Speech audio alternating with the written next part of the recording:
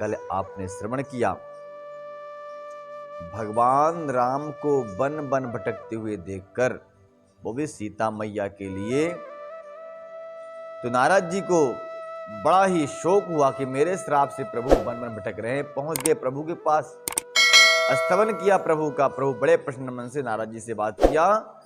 तो नारद जी प्रभु राम को प्रसन्न जानकर उनसे कई प्रश्न कर दिए। उन प्रश्नों में से ये भी कहा कि हे प्रभु, उस जन्म में आपने मेरे लिए मेरा विवाह चौपट किया था, तो देखिए आपका ये विवाहित जीवन चौपट हो रहा है। राम ने कहा, हाँ बाबू, ठीक किया तो मैं ही था तुम्हारा चौपट, पर तुम ऐसा चौपट कर दिए हो कि समस्या हमें नहीं है, संसार को समस्या हो रही है। प्रभु कहते हैं, हम तो समस्त कामनाओं से परिपूर्ण काम है, ना सीता मुझसे दूर हैं और ना ही पास है। संसारी कोई व्यक्ति ना प्रभु से दूर है ना पास है, सब उसी में ओत पे समाया हुआ है। तो नारद जी से जब अनेक प्रश्न करते हैं तो राम जी कहते हैं, नारद जी, जैसे आपने कल श्रवण किया था कि भगवान कहते हैं कि जिस प्रकार से माता अपने छोटे से शिशु की रक्षा करती है, उसी प्रकार से मैं अपने श्रद्धावान भक्त की रक्षा करता रहता हूँ। करता तो ज्ञानवान भक्त की भी रक्षा हूँ, लेकिन ज्ञानी अपने ज्ञान के द्वारा स्वयं को बचा लेता है, क्योंकि उसको ये मालूम होता है क्या अच्छा है क्या बुरा है, क्या धर्म है क्या अधर्म है, क्या पाप है क्या पुण्य है। ज्ञानी इस बात को जानता है, तो उसको बताने की उतनी चिंता मुझे नहीं है, लेकिन जो नहीं जानता उसके लिए तो मैं चिंता पड़ी रहती है प्रेम भक्त के लिए। तो राम जी कहते हैं, नारद जी सुनो, मैं क्यों तुमको उस विवाह करने से रोक दिया, बचा लिया। सुनो, विवाह कहते हैं ना लोग, शादी से पहले लड्डू मीठा लगता है, शादी के बाद खट्टा लगता है, वैसे इसलिए मैं बचा लिया कि तुम नहीं जानते अभी कि विवाह के बाद कितनी समस्याएं होती हैं। हे भक्त, हे नारद, मैंने उस समस्या से बचाने के लिए तुम्हारा विवाह होने नहीं दिया। इसमें लिख रहे हैं, गोस्वामी जी वर्णन करते हैं कि काम क्रोध मद मत्सर भेका, इन्हीं हरस प्रद वर्षा एका, दुर्वासना कुमुद समुदायी, तिनकर सर सदा सुखदाई। कहते हैं, हे नारद जी सुनो, काम क्रोध मद और मत्सर डाह इस जीवन में, इस वन में जो देख रहे हो क्या है, बोले ये सब मेढक के समान हैं, आते हैं जाते हैं कूदते रहते हैं। मेढक क्या कैसा करता है, कूदता रहता है। इनको वर्षा ऋतु होकर हर्ष प्रदान करने वाली एकमात्र यही है। ऐसे मेढक को क्या है, बारिश हो रही हो, झमझम बारिश हो रही हो तो मेढक कूदते रहते हैं इधर जहाँ तहाँ, उनको बड़ा अच्छा लगता है। पर मेढक जब बारिश खत्म हो गई, जहाँ तहाँ चिपकते रहते हैं, बेचारे परेशान रहते हैं गर्मी से। कहते हैं इसी प्रकार से यह काम और क्रोध मद इत्यादि और डाह मत्सर इत्यादि को बढ़ाने वाली यह स्त्री वर्षा ऋतु के समान है, काम क्रोध लोभ मोह मेढक के समान है उसके लिए। और क्या है, बोले बुरी वासनाएं अपनों से भी बैर हो जाता है उसके लिए। किसके लिए, स्त्री के लिए। है किसी ने बोल दिया, माँ ने डांटा, अरे तो मेरी स्त्री को क्यों डांट दिया मैया। स्त्री ने कहा, हे पति देवता, अब मैं सासू माँ के पास नहीं रहूंगी, चलो किराए के घर में ही अच्छा है मुझे। तो हे महात्मा, तुम नहीं जानते कि विवाह होने के बाद कितनी समस्याओं का सामना करना पड़ता। राम जी कह रहे हैं नारद जी से, जो एकांत में राम नाम का, हरि नाम का भजन कर रहे हो, वो पहले ही उबैन हो जाएगा, छूट जाएगा आपसे। और मैं ये नहीं चाहता था कोई महात्मा कोई संत हमारे नाम से इसको छोड़ दे। धर्म सकल सरसी हरु वृंदा, होई हिमति हहीं दहई सुख मंदा, पुनि ममता जवास बहुताई, पाउलहि नार शिशिर ऋतु पाई, पाउलहि नार शिशिर ऋतु पाई। समझ धर्म कमलों की झुंड हैं। उस समय विवाह दाम्पत्य जीवन के साथ में समझ धर्म क्या है, बोले कमल के झुंड के समान हैं। और यह विषयजन्य सुख देने वाली, क्षणिक सुख प्रदान करने वाली स्त्री क्या है, हिम ऋतु के समान है, अतः नीच कर्म करने योग्य है, अतः अच्छा कर्म नहीं है। यह समस्त ऋतुओं को जला देने वाली, फिर ममता रूपी जवासा समूह बन स्त्री रूपी शिशिर ऋतु को पाकर हरा भरा सा हो जाता है। शिशिर ऋतु में क्या होता है, जवासा समझते हैं, जवासा बोलते हैं अपने इधर जो बोलते हैं, जवाई नहीं होती ना, क्या बोलते हैं, सरसों की बात क्या होती है, एक और होता है सरसों की बात सरसों तेल निकलता है ना, और एक होते हैं ना, क्या उस बोलते हैं सरसों के बाद, अलसी, जवस मतलब अलसी, ये मराठी शब्द है जवस, ठीक है ना।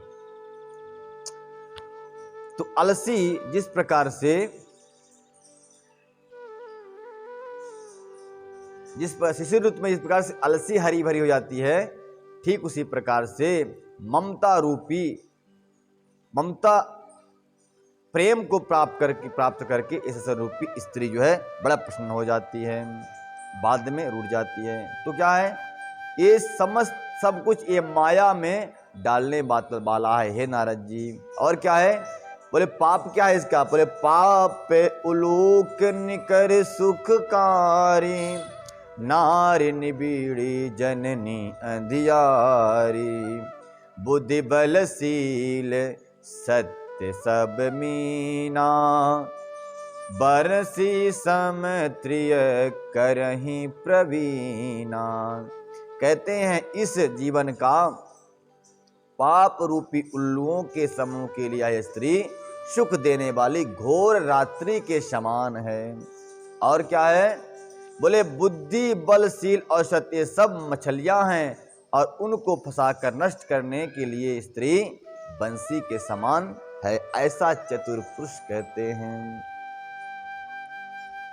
राम जी का उपदेश है, राम जी कहते हैं लोगों से कहो पंडित जी आया करो मंदिर में, भजन भाव किया करो, भक्ति किया करो, पूजा करो। महाराज समय ही नहीं, क्यों, बोले ड्यूटी जाना पड़ता है। किसके लिए, एक पुरुष किसके लिए ड्यूटी करता है, स्त्री के लिए। अरे अपने लिए नहीं, अपना तो फटा पैंट पहन लेगा, लेकिन स्त्री को तो चकाचक करके रखेगा। सारा का सारा पुरुष का जीवन स्त्री के लिए, भरपाई के लिए होता है, पुत्रों के लिए, स्त्री के लिए। मैं दुखी हूँ चलेगा, लेकिन उधर नहीं दुख होना चाहिए। इस प्रकार से बोलते हैं कि वह फंस करके खुद अपना जीवन नष्ट कर लेता है। अब गुण मूल सूल प्रद प्रमदा सब दुख खाने, ताते कीन निवारण मुनि मैं कहिए जी जान। युवती स्त्री समस्त, बहुत बुरा कह रहे हैं भाई इसमें तो गोस्वामी जी, कहीं बुरा न लग जाए किसी। युवती स्त्री अवगुणों की मूल है। अब क्या होगा पता नहीं, अब ये राम जी, ये भगवान गोस्वामी तुलसीदास जी आज कलयुग की स्त्रियों को नहीं कह रहे हैं, वो सीता माता के बारे में कह रहे हैं, है ना। सीता माता को जान लीजिए, अपने ऊपर मत लीजिएगा आप लोग, ठीक है। कहते युवती स्त्री अवगुणों की मूल है। अब एक क्या है अवगुण, एक गोस्वामी जी जानेंगे, आगे लिखते हैं, वर्णन करते हैं आगे। आप हर दिन कथा सुनेंगे तब पता चलेगा आपको, ठीक है ना। आधा अधूरा ज्ञान के महाराज ये सब बोल रहे हैं तो गड़बड़ हो जाएगा। पूरा कथा सुनिए, रोज पर डे आइए। तो युवती स्त्री अवगुण मूल सूल पद प्रमदा सब दुख खान, तात कीन निवारण मुनिमय यह जिय जान। कहते हैं नारद जी, युवती स्त्री अवगुणों की मूल है, पीड़ा देने वाली और समस्त दुखों की खान। इसलिए हे मुनि, मैंने ऐसा जानकर तुमको विवाह करने नहीं दिया। कि हमारा इतना प्रिय भक्त, कहा था राम ने कि अपने भक्त को मैं उसी प्रकार संभालता हूं जिस प्रकार से माता अपने छोटे से पुत्र को संभालती है। अब एक मूल क्या है देखिए, जब तक विवाह आपका नहीं होता, चाहे स्त्री का या पुरुष का, ठीक है ना, जैसा भी कमाए वैसा भी खाए, कैसा भी रहे, कहीं भी रहे, मस्त रहता है, चकाचक, है ना। एक ही कमी रहती है कि शादी नहीं हुई। लोग कहते हैं ये शादी नहीं हुई इसकी, है रंडुआ पड़ा हुआ है। एक दुख रहता है सुनने का, परंतु एक दुख तो ठीक है, सह ले सकता है। विवाह होने के बाद जो दुखों का आगमन हुआ, दुखों का आगमन कि अब आपको अपनी ही नहीं 2 की फिक्र करना पड़ेगा। आपको 2 की फिक्र करना है, कुछ दिन बाद 3 की फिक्र हो जाएगी। अभी तक ऐसे भी थे, चलता था काम, विवाह हो गया तो उनको घर चाहिए, पहली बात घोंसला है। पक्षी भी है तो विवाह तो कर लेता है, लेकिन बच्चा पैदा करने से पहले घोंसला बना लेता है पहले अपना। तो विवाह किया है आपने, अपना पर्सनल घर होना चाहिए आपका। और फिर आज के ज़माने में घूमने के लिए कार हो और घर चलाने के 10-20 हज़ार तो रोज़ इनकम होना चाहिए महीने का, तब चले घर। तो अभी तक शादी होने के बाद ये टेंशन निश्चित रूप से करना ही पड़ेगा, नहीं करोगे तो फिर बेलना चिमटा भी चल सकता है। ठीक, ये व्यवस्था होनी चाहिए। तो यही बता रहे हैं कि जो भगवान के भजन में मस्त हो गया, भक्ति में रत हो गया, वो अगर करेगा तो बेचारा ना इधर का रह पाएगा ना उधर कर पाएगा। शादी का सोच क्या फंस गया चक्कर में आकर, कितना अच्छा था, भगवान की पूजा पाठ करता था, मस्त रहता था, शादी के चक्कर में।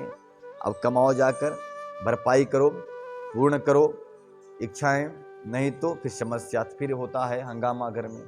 तो 2-4 दिन लड़ेंगे तो पहले आपस में दीवार के अंदर झगड़ा होगा तो पति लड़ेगा, पति ऊंची आवाज में बोलेगा तो पत्नी सुनेगी, पत्नी बोलेगी तो पति सुनेगा। 2-4 दिन, फिर 10-15 दिन में पति बोलेगा तो पत्नी भी सुनेगी, माँ बाप भी सुनेंगे, और पत्नी बोलेगी तो पति भी सुनेगा, सासू माँ भी सुनेंगी।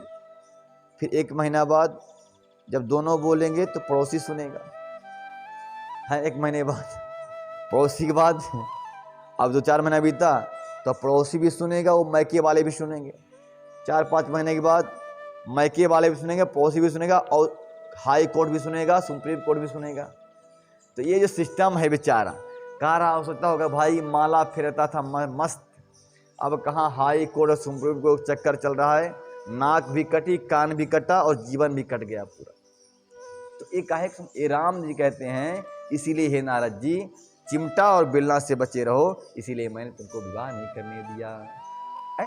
ऐसा होता है ना कि आजकल सुनने में आता है मुझे बहुत, कई लोग, मैं एक तो आज नाम नहीं लूँगा क्योंकि नेट पे जाता है सब वीडियो जाता है, एक बता क्या करूँ महाराज, आप इसके चक्कर में हमारी पत्नी का कहीं और कांटेक्ट हो गया, आप कांटेक्ट हो गए, आप बेचारा उदास, अब मैं क्या करूँ। मैं बोला SDM बनाने के चक्कर में ज़्यादा मत पड़ना भाई, SDM बन जाएंगे फिर गड़बड़ाई है। तो इसी अवगुणों से, इसी समस्या से बचाने के लिए ठाकुर जी ने, राम जी ने नारद जी का विवाह नहीं करने के, बेचारा इतना सुंदर वीणा दिया, ये वीणा दी हुई भगवान विष्णु के नारद जी को। नारद जी क्या थे, आपने कथा सुना होगा, भागवत में आता है कि नारद जी ब्राह्मणों के दासी के पुत्र थे। एक माता जी थी जो ब्राह्मणों की सेवा करती थी, पति नहीं थे उनके, तो कहीं जैसे जब किसी का कोई सहारा नहीं तो कोई न कोई संत या आश्रम कहीं जाकर के वो सहारा ले लेती हैं। तो गई होंगी संत बच्चा लेकर, संतों ने देखा, बोली मैया कहाँ जाओगी, बोले क्या करूँ महात्मा, कोई नहीं, भूखे बच्चा भूखा है और मेरा भी कोई आगे पीछे नहीं है। बोले कहाँ जाओगी तब, बोले यहीं वन में आऊँ, मर जाऊँगी कहीं जाकर। महात्मा बोले नहीं नहीं भैया ऐसा मत करो, आप रहो इसी आश्रम में, भोजन पानी कोई दिक्कत नहीं, जो होगा इच्छा होगी आप सेवा करती रहना ठाकुर जी की, झाड़ बुहार करना, एक स्त्री क्या कर सकती, झाड़ बुहार करती रहना। ठीक है महाराज। संतों ने रख लिया अपने आश्रम में माता जी को, और वह दासी का पुत्र मैया के साथ में जब माता झाड़ू मारती तो वही साथ लगा रहा था पीछे पीछे। सब ब्राह्मण जब भोजन कर लेते तो मैया बाद में भोजन करती हैं। साथ में कभी कभी संतों का जूठन मिल जाता, उन जूठन को भी वह दासी का पुत्र वो ग्रहण कर लेता। ऐसे जैसे जीवन व्यतीत होता रहा। संत ने कहा हे मैया तेरे पुत्र के लिए भूखा रहता है, एक तो दूध की आवश्यकता है, चलो इसके लिए मैं गाय देता हूँ, गौशाला में बोल दिया जाओ दूध सेवा करना और गाय का दूध पिलाना बच्चे। चलता रहा चकाचक। नारद जी कहते हैं अपने हिस्ट्री में बताते हैं कि मैया और मैं बड़ा मस्त रहता था उस जन्म में, जब दासी का पुत्र था, ब्राह्मणों की सेवा करता था। ब्राह्मण लोग जब सत्संग कराते थे तो मैया के साथ मैं भी मैया की गोद में बैठ करके सत्संग किया करता था।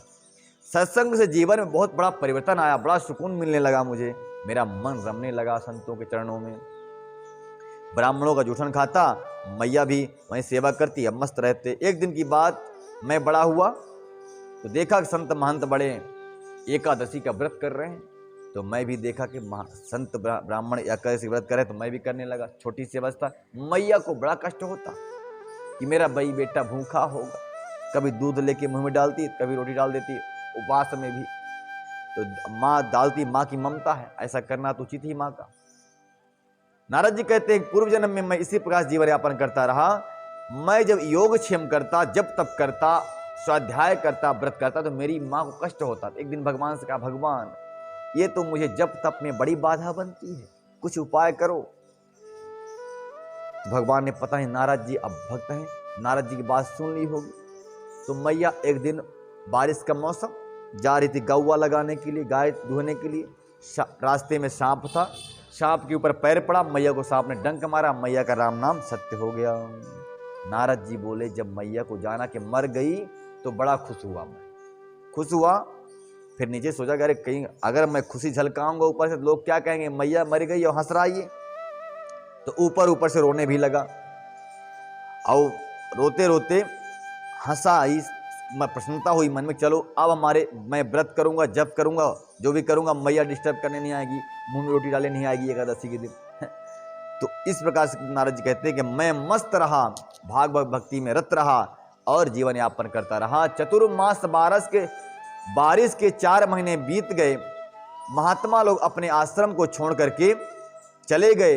माता तो पहले ही चल बसी। हुआ क्या, मैं अकेला उस आश्रम में क्या करूं। महात्मा लोग जहां तहां तीर्थों को भ्रमण करने चले गए। तो बोले महात्मा लोगों ने के सत्संग से जो मुझे प्राप्त था ज्ञान, उसी ज्ञान के माध्यम से मैं भी वहां से उत्तर दिशा की ओर प्रस्थान कर दिया। जब प्रस्थान कर, क्योंकि उत्तर में क्या है, सारे तीर्थ उत्तर में वास करते। उत्तर प्रदेश यानी उत्तम प्रदेश, और क्या है वो, अमरनाथ केदारनाथ किसे, उत्तराखंड यानी स्वर्ग। उत्तराखंड क्या है, स्वर्ग भूमि है, देवभूमि है। तो मैं सुना था, तो वहां से उत्तर दिशा की ओर चल पड़ा अकेले पैदल। रात भर चलता रहता, दिन भर चलता रहता। जब कहीं थक जाता तो बारिश के कुछ बूंदें मुझे मिलती, कहीं रास्ते में वन पर्वत दिखाई पड़ता, तो कहीं जलाशय दिखाई पड़ता, कहीं कहीं पान कर लेता, पानी पी लेता, सूखी पत्ती खाकर जीवन यापन करता रहता। एक बार कहते बहुत दिन चलते चलते मुझे थकान लगी। मैं एक वृक्ष के नीचे आया। वह वृक्ष एक तालाब के भीड़ पर लगा हुआ था। उस पीपर वृक्ष की छांव में मैं जल पान किया और आराम से बैठ गया। आराम से बैठने के बाद प्रभु का ध्यान करने लगा। संतों के बताए हुए मार्ग में ज्ञान के द्वारा मैं ध्यान करने लगा, तो श्री हरि मेरे हृदय में प्रकट हो गए। और बाहर नहीं दिखा, अंदर ही दिखे कि चतुर्भुज धारण प्रभु विष्णु भगवान शंख चक्र धारण करने वाले मेरे हृदय में दिख रहे हैं। थोड़ा झलक दिखाया प्रभु ने, इसके बाद झलक दिखाकर छुपा लिया। जब छुपा लिया तो मैं उस छोटे से बच्चे के समान जिसका खिलौना टूट जाता है और वो अनमना होकर खड़ा हो जाता है, ठीक उसी प्रकार से प्रभु के अदृश्य होने पर मैं अनमना होकर खड़ा हो गया। तो आकाशवाणी हुई, उसी वृक्ष के नीचे आकाशवाणी हुई, हे बेटा, हे बालक, हो सकता है तुम इस जन्म में मेरा दर्शन ना पा सको, लेकिन अगले जन्म में तुम निरंतर मेरा दर्शन कर पाओगे, ये मेरा आशीर्वाद है। तब नारद जी कहते हैं मैं प्रसन्न हुआ और अगले जन्म की प्रतीक्षा करने लगा, यानी मरने की प्रतीक्षा करने लगा। नारद जी जहां तहां, अब नारद जी मरने की प्रतीक्षा करें ना, तो अब इनको डर लगता शेर से, ना भालू से, किसी से नहीं। और जहां तहां चलते चलते यह उत्तराखंड की धरती पर पहुंचे। अनेक न चलने योग मार्ग पर भी ये चलते रहे। हिंसक पशु इनको देखते तो इनको प्रणाम करके दूर भाग जाते। नारद जी को पूर्व जन्म की कथा, बच्चा है अभी 5 साल का, उसी अवस्था में जहां तहां चलते रहे, पहुंचे। नारद जी कहते हैं कि उस जन्म में एक दिन ऐसा आया जहां अचानक बिजली कौंधी और मेरा शरीर समाप्त हो गया। मैं, देखिए उन ब्राह्मणों का इतना आशीर्वाद कि मेरा जब जन्म हुआ, बिजली कौंधी, समाप्त हुआ सारा संसार, तो मैं भी समाप्त हो गया। मैं जो है तो ब्रह्मा जी का पुत्र बन गया। दूसरे जन्म में ब्रह्म पुत्र बना। ब्रह्मा जी के पुत्र है नारद जी, ब्रह्मा जी का पुत्र बना। और देखो तो सही, हमारे भगवान विष्णु मुझसे इतना प्रेम करते हैं कि ये बीणा मुझे दे दिया कि हे नारद, तुम मेरे परम भक्त हो, जाओ इसी बीणा को बजाना और इसी बीणा पे मेरा नाम जपन करते रहना। तो नारद जी हमेशा बीणा बजाते हैं, बोलते हैं नारायण नारायण नारायण शिव नारायण नारायण नारायण माधव नारायण नारायण नारायण माधव नारायण नारायण नारायण शिव नारायण नारायण नारायण शिव नारायण नारायण नारायण भजबन नारायण नारायण नारायण भजबन नारायण नारायण नारायण शिव नारायण नारायण। तो नारद जी ने कहा कि देखो तो सही, मैं ब्राह्मणों के आशीर्वाद से इस जन्म में ब्रह्म पुत्र बना। ब्रह्मा जी के पुत्र बनने के बाद नारायण ने मुझे अपना बीणा दे दिया कि जाओ बजाओ, हरि का गान करो इसी में। और ऐसे परम भक्त के भक्त समस्या में फंसे, ये नारायण चाहते ही नहीं, इसीलिए नारायण ने इनको विवाह करने से मना कर दिया, बाधा उत्पन्न कर दिया, विवाह नहीं हुआ। निरंतर यह राम जी का भजन ही करते रहे। तो इसलिए राम जी कहते हैं नारद जी, मैंने इसीलिए आपका विवाह होने नहीं दिया। सुनि रघुपति के बचन सुहाए। राम जी कहते हैं अब गुण मूल सूल प्रद प्रमदा सब दुख खान ताते कीन निवारण मुनि मैं यह जी जान। हे नारद, यह तो अवगुणों की खान है, सूल के समान दुख देने वाली और दुखों की खान है, इसलिए तुमको अपना परम भक्त जान करके मैं इससे तुम्हें बचा लिया। अब जिनका विवाह हुआ है वही जानते हैं कि सुख कितना है, कितना दुख है भाई, हम तो जानते ही नहीं। अब राम जी कह रहे हैं तो इसलिए अनुभव कर रहा हूँ, थोड़ा एहसास करता हूँ, परम सब ठीक है। सुनि रघुपति के बचन सुहाए मुनि तन पुलक नयन भरी आए। राम जी के सुंदर मीठे वचन को सुन करके नारद जी के नेत्रों में जल भर आए, शरीर पुलकित हो गया और वह कहने लगे, हे प्रभु कहूँ कबने प्रभु कै असिरीति सेवक पर ममता अरुपीति। कहते हैं नारद जी, हे नाथ, आपके समान संसार में दूसरा कोई नहीं हो सकता कि आप अपने सेवक पर प्रीति भी करते हैं और ममता भी करते हैं। देखो, ममता और प्रीति में अलग अलग भेद है क्या? प्रीति मतलब प्यार, प्यार मतलब किसी को मानना, सम्मान करना, बचाना। ममता का मतलब होता है कि उसकी संरक्षण करना, रक्षा करना। प्रीति मतलब जैसे मान लीजिए कुछ आपको सुंदर लगा फूल, मान लो गुलाब का फूल खिला है, आपको बड़ा प्रिय लगा, क्या करोगे आप? उसको तोड़ लोगे ना। अब तोड़ लोगे, जिससे प्यार करते हो तोड़ लोगे अब उसको, लेकिन जिस पे ममता है उसको तोड़ोगे नहीं, बचाओगे उसको। तो भगवान जो है प्रेम भी करते हैं, प्रेम उनका ऐसा है तोड़ने वाला नहीं, बचाने वाला।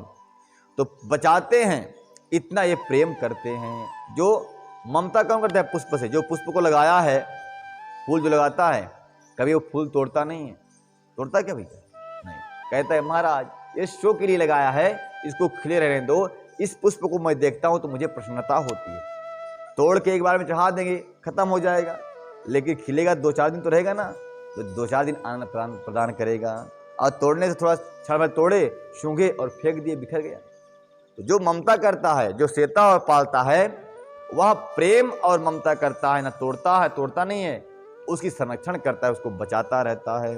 यही है भेद ममता और प्रेम में। प्रेम करने वाला तोड़ लेता है और ममता करने वाला उसे बचा लेता है। ठीक समझ गए ना? भगवान ने ममता दिखाई प्रभु के साथ और प्रीत किया, समझाते भी हैं। तो ऐसी बात को जान करके नारद जी की आंखों में, नेत्रों में आंसू आ गए। जेहि ना भजै असि प्रभु ब्रह्म त्यागी ज्ञान निरंक नर मंद अभागी। कहते हैं ऐसे दयालु, ऐसे कृपालु, ऐसे भगवान को जानकर जो संसार में भक्त कोई मनुष्य जिनकी भजन नहीं करता, वह तो परम अभागी है। जे न भजय अस प्रभु भ्रम त्यागी। कहते हैं वह तो भ्रम कुंभ में फंसा हुआ है, भ्रम में लीन है, वह तो गरीब है, वह नर, वह मंद है, वह नर अभागी है जो ऐसे दयावान भगवान का भजन नहीं करता, कीर्तन नहीं करता।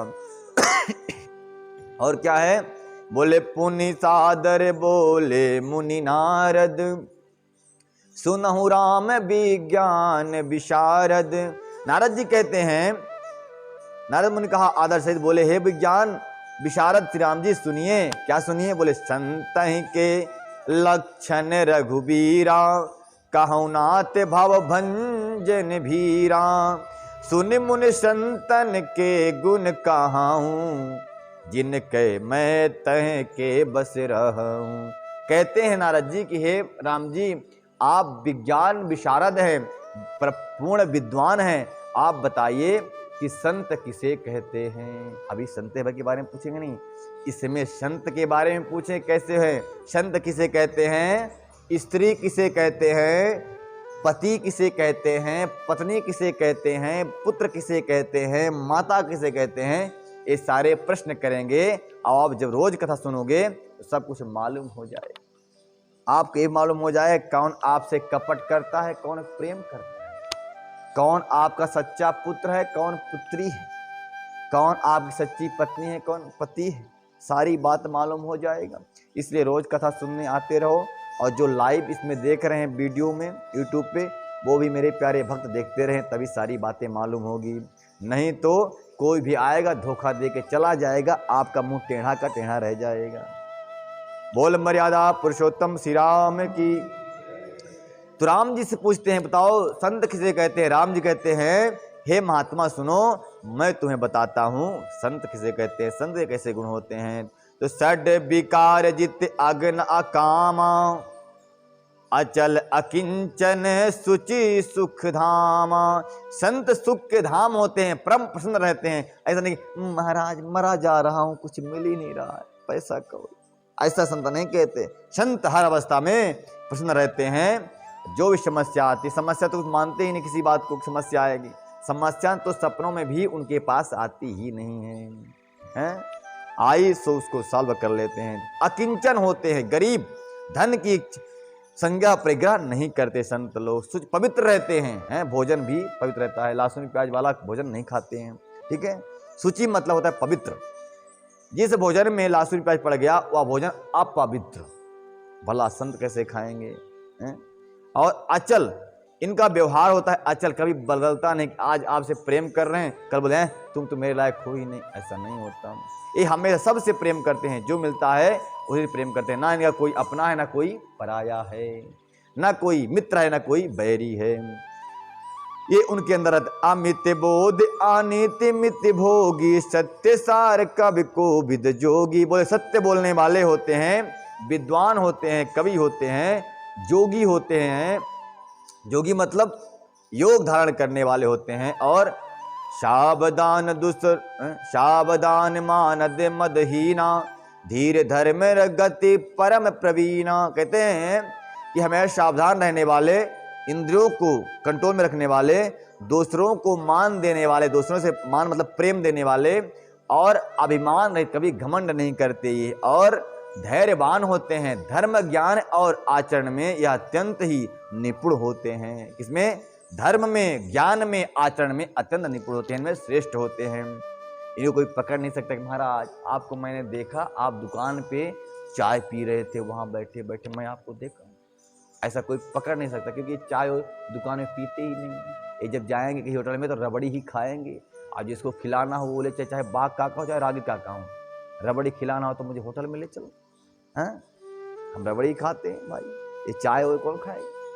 तो कहते हैं ऐसे सत्यनिष्ठ, इनको कोई पकड़ नहीं सकता, पाप रहित रहते हैं, काम क्रोध लोभ आदि से पड़े रहते हैं, दंभ मान रहित रहते हैं, ऐसे विकारों से रहित रहते हैं। और क्या होता है, बोले गुण सागर संसार सुख रहित बिकत संदेह, तजी मम बचरन सरोज प्रिय, तिन कर दे है नगे हैं। कहते हैं वह संत मेरे सिवा इस संसार में किसी वस्तु को प्रिय नहीं मानता, प्यार नहीं करता, वह तो मेरे लिए मेरे चरणों के ध्यान में इतना लीन होता है कि सारे के सारे संसार को और खुद अपने शरीर को भी वह भूल जाता है कि मैं भोजन किया हूं कि नहीं किया हूं। ताजी मम चरण सरोज प्रिय तीय कहु देह नगे, अपने देंगे का भूल जाता है। निज गुण श्रवण सुनत सकुचाही, पर गुण सुनत अधिक परहर्षाही। कहते जो संत होता है, संत अपनी प्रशंसा किसी से नहीं करवाता कि तुम मेरी बड़ाई करते रहो। मैं कहा था ना आपसे, सच्चा व्यक्ति जो आपके सामने प्रशंसा कर रहा हो उसको मना कर देना भाई, प्रशंसा करेगा फिर आपको बाद में काटेगा। तो निज गुण श्रवण सुनत सकुचाही, अपने गुणों को सुन करके वो सकुचा जाते हैं, शर्मा जाते हैं, परंतु दूसरे के गुण को सुनकर बड़े प्रसन्न होते हैं। वाह वाह, मेरा भक्त है कोई ऐसा काम कर रहा, वाह अच्छी बात है, करना चाहिए। सम शीतल नहीं त्याग ही नीति, सरल स्वभाव सब ही सम प्रीति। कहते हैं सम होते हैं, समदर्शी होते हैं, सबसे बराबर प्रेम करने वाले और नीति निपुण होते हैं, नीति को कभी नहीं त्यागते।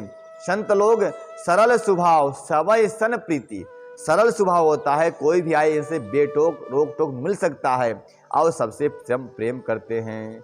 जप तप व्रत दम जंगम नेमा, गुरु गोविंद विप्र पद प्रेमा।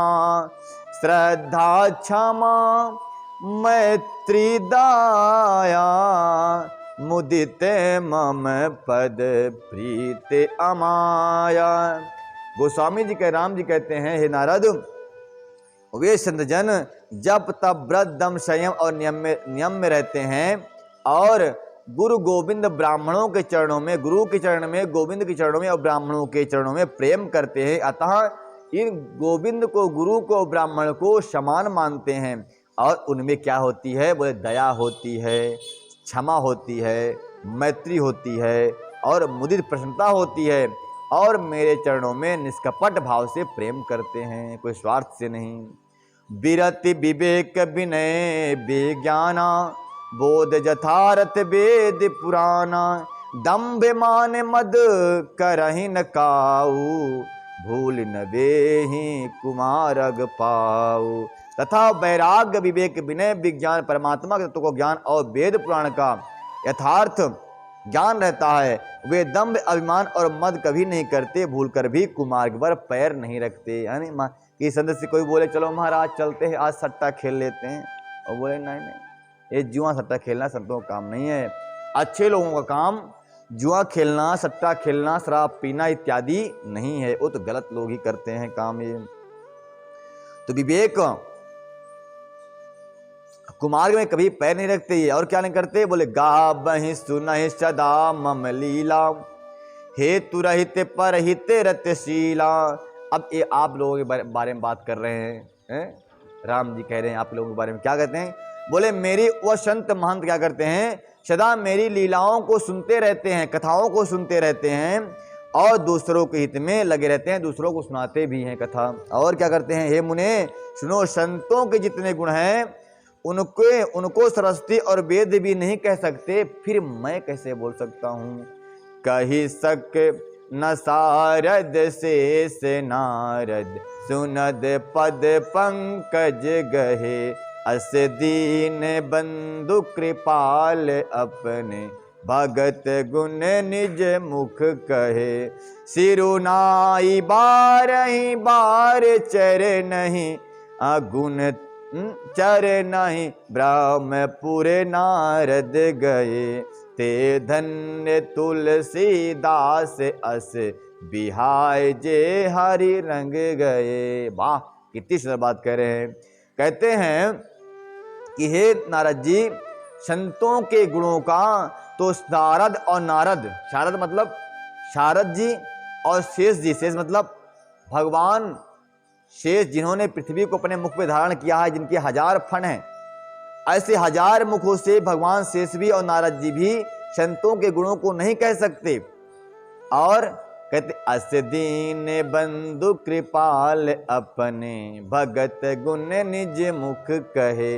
नारद जी कहते हैं, गोस्वामी जी कहते हैं कि देखो देखो ये प्रभु राम कितने सुंदर है, कितने अच्छे हैं, कितने गुणों के निधान है कि अपने भक्त के गुण को स्वयं अपने मुख से बखान कर रहे हैं। और सिरनाई बारही बार चरण ब्रह्मपुर नारद गए। ऐसी बात को सुनकर के नारद जी ने राम जी के चरणों में बार बार सिर झुकाया और प्रणाम करके अपने ब्रह्म धाम को चले गए। ते धन्य तुलसीदास अस बिहाय जे हरि रंग गए। कहते हैं कि तुलसी कहते हैं कि वो लोग धन्य हैं जो राम जी के रंग में रंग गए, अपने जीवन को सफल कर गए। राव नार जसु पावन पाबहि सुनहित जोग, राम भगत दृढ़ पाबहि बिनु विराग जप जोग। जो लोग रावण के शत्रु श्री राम जी का पवित्र यश गावेंगे और सुनेंगे, वे वैराग जप और योग के बिना ही राम जी को दृढ़ भक्ति में प्राप्त कर लेंगे। और हे मन सुन दीप सिका समझुबति तन मन जनि हो सि पतंग, भजहि राम तज काम मद करहि सदा सतसंग। कितनी सुंदर बात करें आप लोगों के बारे में। प्रभु गोस्वामी जी को लगता है पहले मालूम था, 500 वर्ष पहले की लिखी हुई राम कथा ये, और आप लोगों के बारे में बात कर रहे हैं। क्या कह रहे हैं देखो, कहते युवती स्त्रियों का शरीर दीपक की लौ के समान है, और हे मन तुम उसका पतिंगा मत बन। पतिंगा मतलब जो दीपक में जाकर मरता है, पतिंगा दीपक में जल के मर जाता है, उसी कहते हैं कि इस युवती स्त्री शरीर दीपक की लौ के समान, ये मन पतिंगा के समान है और बन जाता है। पतिंगा के समान मत बन, काम और मत को छोड़कर श्री राम जी का भजन कर और सदा ही सत्संग में रमा रहो, सत्संग करते रहो। ए मन इसमें मत रमना, विषयों में मत रमना, सत्संग में रम जाना और भगवान के भक्त बन जाना। कुछ मिलने वाला नहीं संसार से।